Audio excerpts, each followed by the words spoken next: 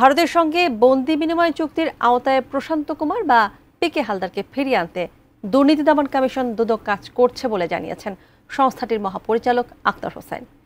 পিকে হালদারের দুই সহযোগীর বিরুদ্ধে চার্জশিট অনুমোদন নিয়ে আয়োজিত প্রেস ব্রিফিংয়ে তিনি একথা জানান। এদিকে গণপূর্তের প্রধান প্রকৌশলী শামীম আক্তারের বিরুদ্ধে দুর্নীতির আরেকটি অভিযোগে অনুসন্ধান শুরু করেছে দুদক। ক্ষমতাচ্যুত আওয়ামী লীগ সরকারের সময় আর্থিক প্রতিষ্ঠান থেকে হাজার কোটি টাকা লুটপাট ও পাচার নিয়ে ব্যাপক আলোচিত সমালোচিত এনআরবি গ্লোবাল ব্যাংকের সাবেক এমডি পিকে হালদার ইতিমধ্যে তার বিরুদ্ধে অর্ধশতাধিক মামলা করেছে দুর্নীতি দমন কমিশন। 2022 সালে ভারতের কলকাতায় আইনশৃঙ্খলা বাহিনীর হাতে গ্রেফতার হয়েছিলেন পিকে হালদার। দুদকের মামলায় বাংলাদেশের আদালতেও তার বিচার কাজ চলছে। বৃহস্পতিবার পিকে হালদারের সহযোগী ইন্টারন্যাশনাল লিজিং এর সাবেক এমডি রাশেদুল হক ও বাংলাদেশ ব্যাংকের সাবেক ডেপুটি গভর্নর এসকে সুরের স্ত্রী কন্যার বিরুদ্ধে চার্জশিটের অনুমোদন দেয় সংস্থাটি। দুদক জানিয়েছে মূল হোতা পিকে হালদারকে ফিরিয়ে আনতে ব্যবস্থা নেওয়া হচ্ছে।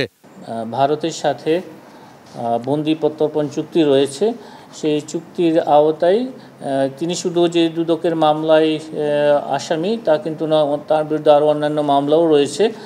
তো আমাদের সরকারের পক্ষ থেকে দুর্নীতি দমন কমিশনের পক্ষ থেকে তাকে দেশে ফিরে আনানোর চেষ্টা অব্যাহত আছে।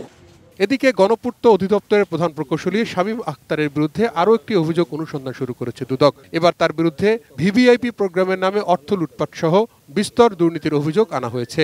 তার বিরুদ্ধে আরও একাধিক অভিযোগ আসার প্রেক্ষিতে এই সর্বশেষ যে অভিযোগটি এসেছে সেটিও পূর্বের অভিযোগের সাথে সংযুক্ত করে অনুসন্ধান করার সিদ্ধান্ত গৃহীত হয়েছে। বৃহস্পতিবার যাত্রী কল্যাণ সমিতির মহাসচিব মোজাম্মেল হক চৌধুরীকেও দুর্নীতির অভিযোগে জিজ্ঞাসাবাদ করেছে দুদক।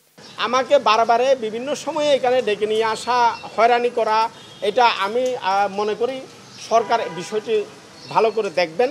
তাহিদ সুরভ, এটিএন নিউজ, ঢাকা।